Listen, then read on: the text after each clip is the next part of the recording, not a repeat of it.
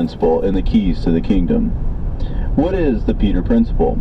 The Peter principle is a key that unlocks many a parable. It is, in fact, the key to understanding the church and its history.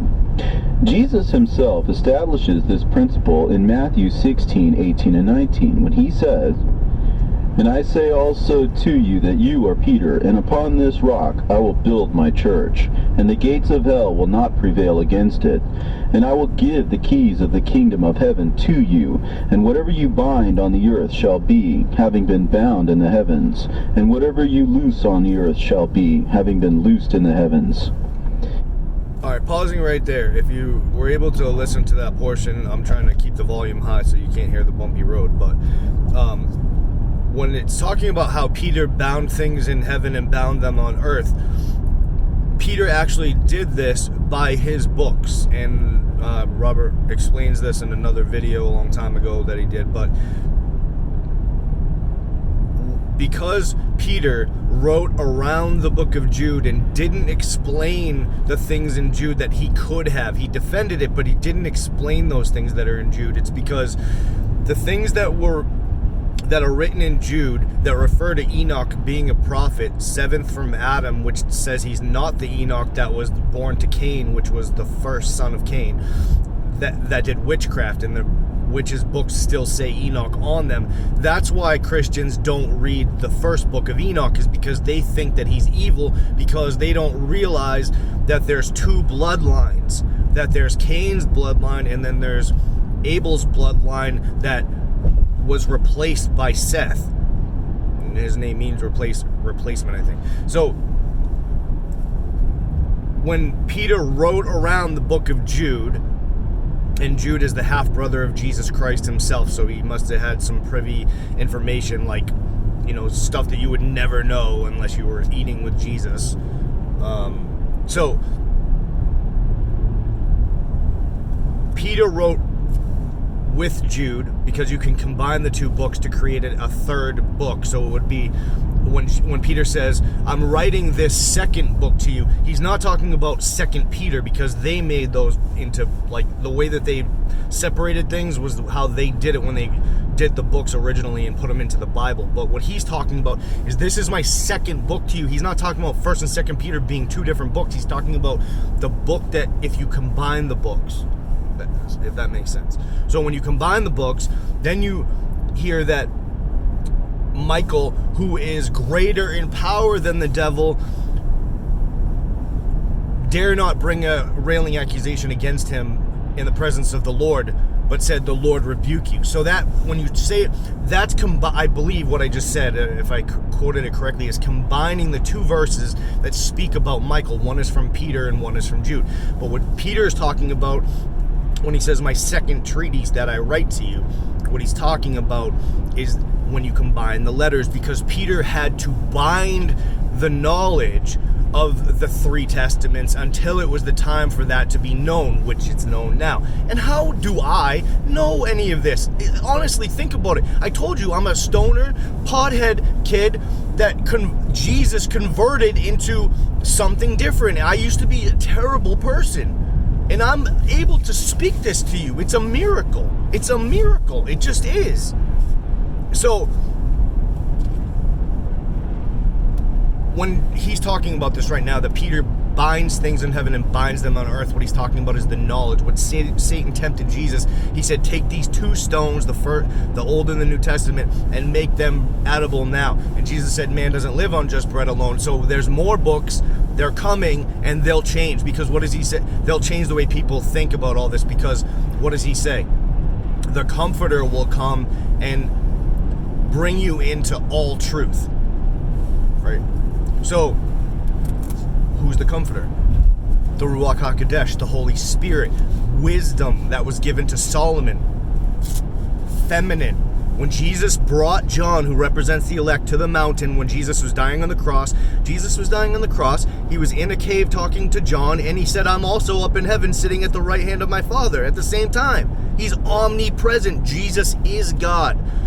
It's like, I explained, well, actually, I don't even know if I uploaded the video that explained this. I did it the other day, and I still want to upload it, but I forget if I did it or not. But anyways, the Trinity. There's a huge thing going on right now about the Trinity and complications. People saying, "Oh, it's not three. It's not. It's one. It's three. It's not. Jesus wasn't God. He was God." That you need to believe certain things as a Christian in order to have salvation. One of those things is that Jesus said he was God and was with God in the beginning. So if John, who represents the elect, says that, then that's what it means. He is God. The Word was God. Even I told you before, Satan says that he was there. When Satan woke up from his creation, being the first created angel, he said Jesus was right there. His son was right there. But no angel knew that the Son existed until the moment they woke up, which was what? When God said, "Let there be light," and Jesus' light shone to all the angels, and then they could see the world that they were created inside of. It's complicated, right? But if half the people in the world spent time learning this instead of learning how to defeat, a video game, or chasing a woman that's gonna bleed you dry someday, or and I'm not being a jerk, I'm just saying, like, many things, many paths that people go down that end up nowhere, and then your whole life is just accumulating stuff, and you die, and you can't put the pieces of the Monopoly game, anywhere except back in that box with you. You're dead. You cannot take any of this stuff with you. When you're done playing the game, it's over. Put it all back in the box. That's it. Over. So anyways, back to my super long tangent. Sorry about that. What we are talking about right now, what this is going to be talking about, the Peter principle and the keys of the kingdom and stuff like that. It's talking about how to decipher the parabolic meaning in the Bible so that you can use your two eyes and your two ears as one ear. And I won't go off on that tangent right now. Let's get back to the text. So hold on one second. I'm going to play this again, and then I'll explain as we go. These words have often been misunderstood as meaning that the church must be able to trace its apostolic lineage through Peter. Apostolic succession is not what is meant by these verses. When we go back to the original... Apostolic succession is not what is meant by those verses. What he just said back in the day would have got you killed by the Catholic Church. That's what he just said. Because the Catholic Church is based upon the principle that the Pope gets his authority to be the Pope directly from Peter as the leader of the church. See? And he just said that's not what it means. So listen further about how this plays out. Reason why Jesus calls Simon a rock, it is because he listened to his Father in heaven, verse 17. So it is this listening to the Father that is the rock, and consequently it is this listening to the Father that is the foundation of the church. So the church is not founded on the basis of apostolic succession, nor Peter, but rather on listening to the Father. And just as Peter is given the keys of the kingdom by listening, so the church after him. The church and Peter are synonyms in the language of parables. When we see... So this is the simplest one that we have probably, and it's one of the keys. You can go through the entire New Testament. Anytime it mentions Peter, it's talking about the church, the Christian church. And if you look at the relationship that Jesus has with Peter, it's the same exact relationship that the Christian church has had with Jesus over the centuries since Jesus died. It's the exact same. Watch it. You can watch the progress of it. It's the same. When it talks about the trial happened at night, that's because this is the night. This is the dark age when the trial of God's word has taken place. It's taken place over 3,000 years, basically, because we had 1,000, 2,000, and then we're in the third right now. Because we went past the year 2000, so now we're in the third day. So we're in the third day. So what does it say about how many times Peter will deny Christ? 3 times on the third day. When did Jesus rise from the dead? On the third day. When is the Sabbath? On the 7th day. Why is it the 7th day? Because that's talking about since Adam was created until now. A day is as 1,000 years. So that's what Jesus said to Adam when he was dying. before he ever even did anything wrong, he says, if you eat it from that tree, you will not live a day. That's saying 1,000 years. You won't. And he only lived to 960 something years old. So when God says something, he's always telling you the truth. It's just sometimes it's on his time. He's forever. He's omnipresent, omniscient, and all powerful. He's never gonna die. He is life. He's the life that is going to bring you back to life, a real life, when you die. There's two deaths. It's like this death, and then there's the death after this death. But if you die here and you love God, you're gonna live forever. And that's also something God said to Peter, the church. What is it to you, church, if the elect are alive when I come? You follow me and do what I say. And they didn't do what he said. They didn't keep the books in. So who has to take Peter, the church, and bring him through the path that he should have taken all along? John does. That's why John lets Peter go into the tomb to realize Jesus, the Word of God, has risen. It's all a metaphor. See, I'm trying to show you the metaphor as we go. But here you go. Here's more of the text. The name Peter in a parable, we are to substitute the word church. As you might imagine, once you get started, you will be able to discern other keys as well, until you come to understand the mystery of I know not, neither understand I what thou sayest. A good place to start is with Peter's 3 denials of Jesus. In John 1 through 5, we read, In the beginning was the Word, and the Word was toward God, and God was the Word. This one was in the beginning with God. All things came into being through him, and without him came into being not even one thing that came into being. In him was... Okay, so who made everything? According to John, who represents the elect. Who made everything? Jesus did. It just said the Word. Nothing would have came into being if it wasn't for the Word. So do you know any being currently that can make an entire creation if they're not God? I don't think so. I mean, that portion of it itself says that he made everything, which also defeats the entire premise of evolution, which we all know is garbage anyway, but I'm just saying it, like, it tells you God made it. It's unmovable, unchangeable. There's a firmament above it that can't be broken. Otherwise, what was Nimrod trying to do? Right? What is Hillary Clinton talking about? That big glass ceiling in the sky. We haven't broken through it yet. And I was just listening to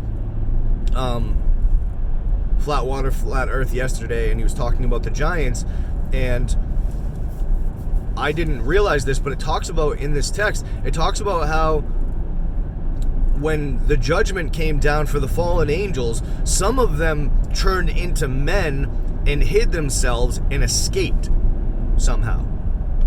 And then you read Jesus' words, certain men crept in unawares, right? So perhaps the fallen angels have been in human form. The ones that escaped have been in human form since that time until now. It's very possible.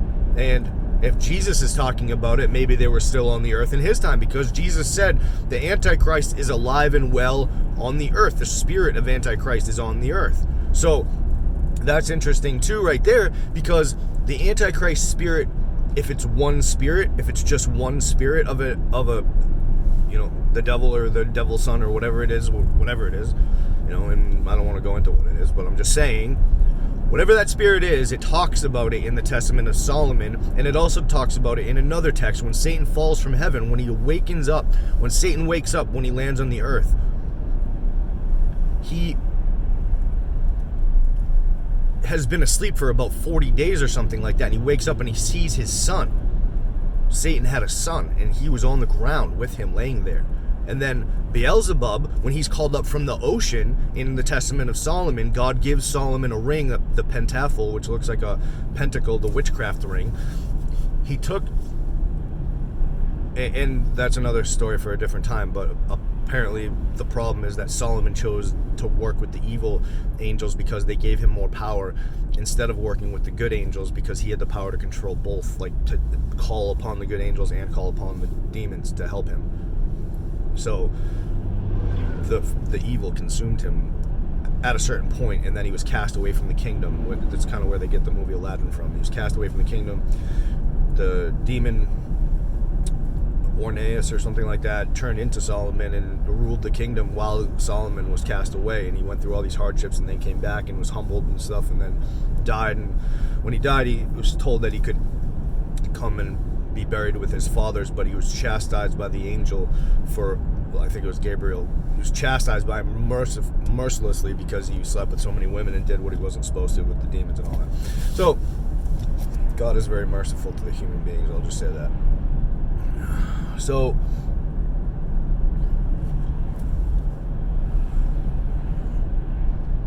it talks about in the Testament of Solomon, when Solomon calls up Beelzebub from the ocean, Beelzebub says, my son is in the ocean doing things, preparing for his time or something like that. It makes me wonder, is that the Antichrist that he's waiting for? He says something like he's learning or something, he's being taught or something. And it's interesting, I heard them talk about how Obama was taught the hidden language, the backward speech, all these things. He had to be trained in all these things.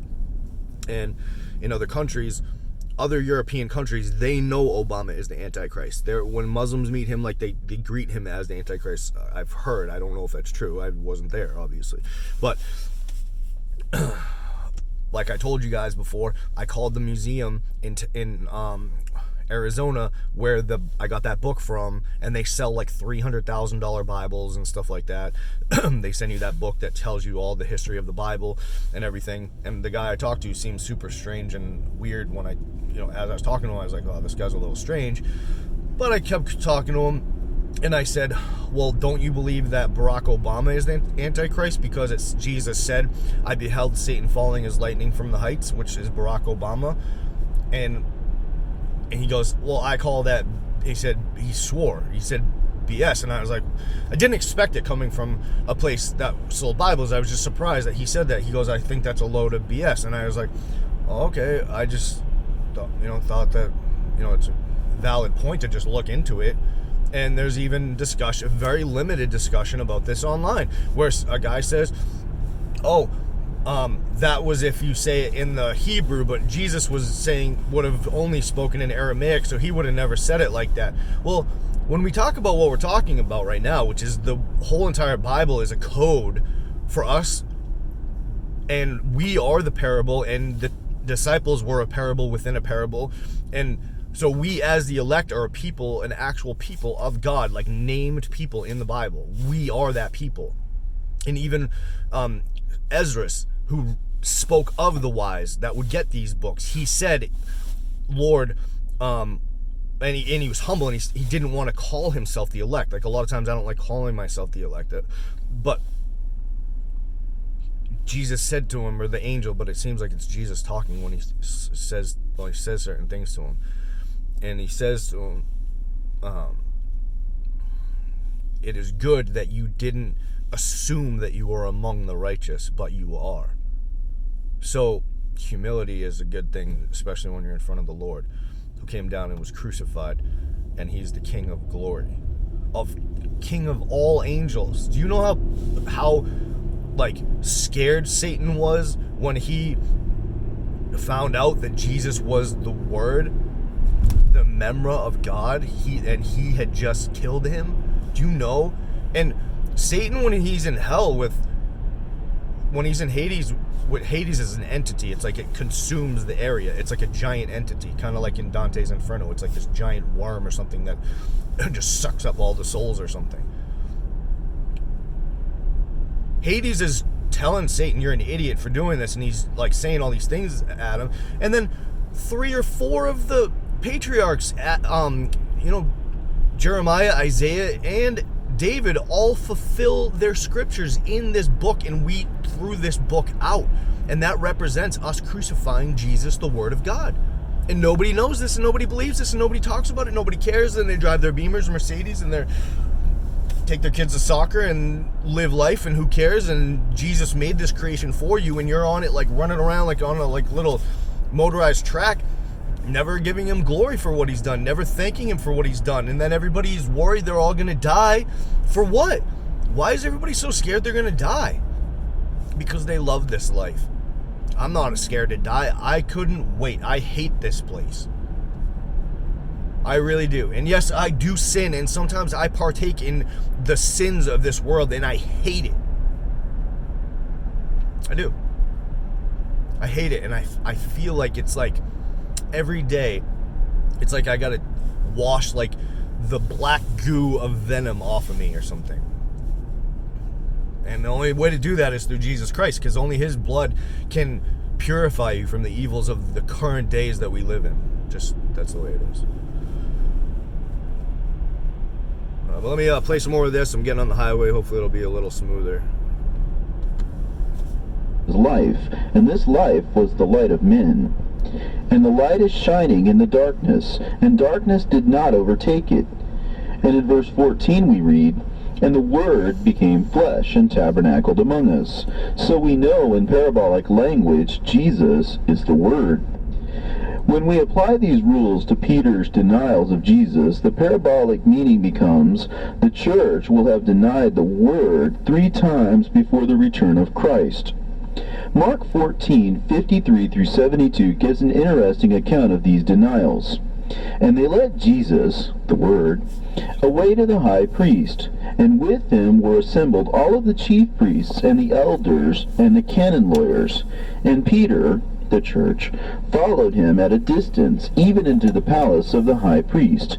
And he sat with the servants and warmed himself at the fire.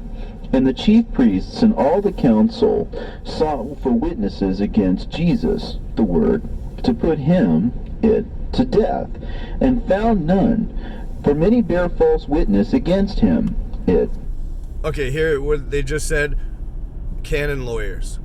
Why, I've always wondered this. Why specifically were there canon lawyers there? Because, I mean, there wasn't a canon yet, right? Because they had stuff on scrolls and everything, right? I'm just talking out loud. Maybe I'm just throwing this out there. I could be wrong. Like, correct me. Tell me what I'm wrong about here. I just want to know, like, this part. I'm dead serious. I just want to know. I get maybe there were canon lawyers there saying he's not speaking the same things that the Torah says, which he is the Word, so technically he is the Torah, so you're telling the paper itself that it's, to the person it's wrong, you know what I'm saying? Like, usually sculptures don't tell the sculptor, hey, you're making my arm wrong, you know what I'm saying? If that makes sense. So, why were there canon lawyers there, though, other than that reason? Because the canon wasn't made yet.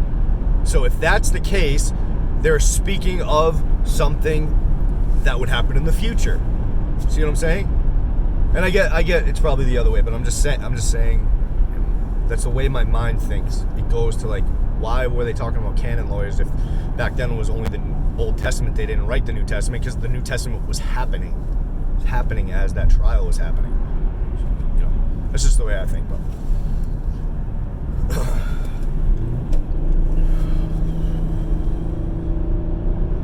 so hold on one second.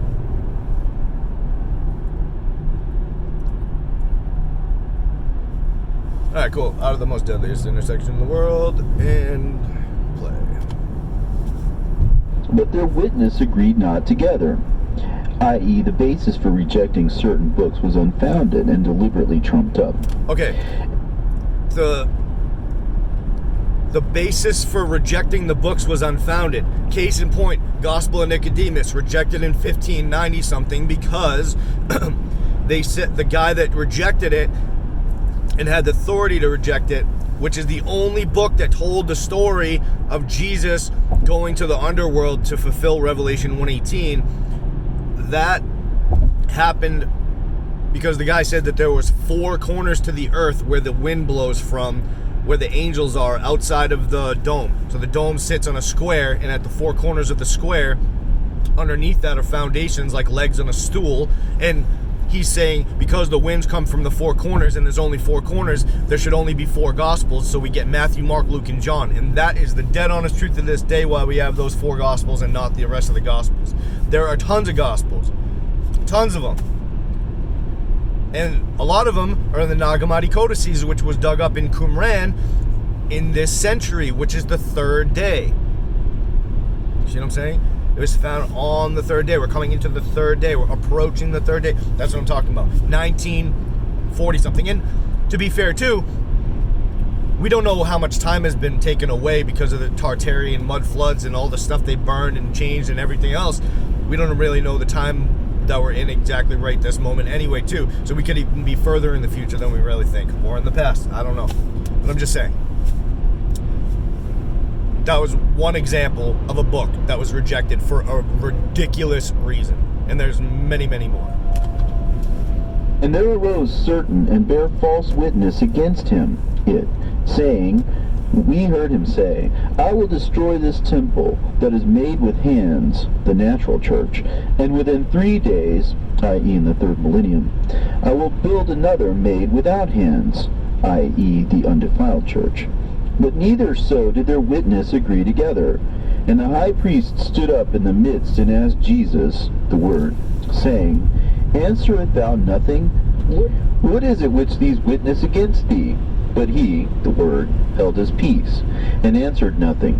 Again the high priest asked him, and said unto him, Art thou the Christ, the Son of the Blessed?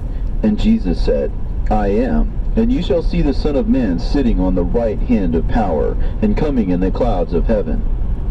Then the high priest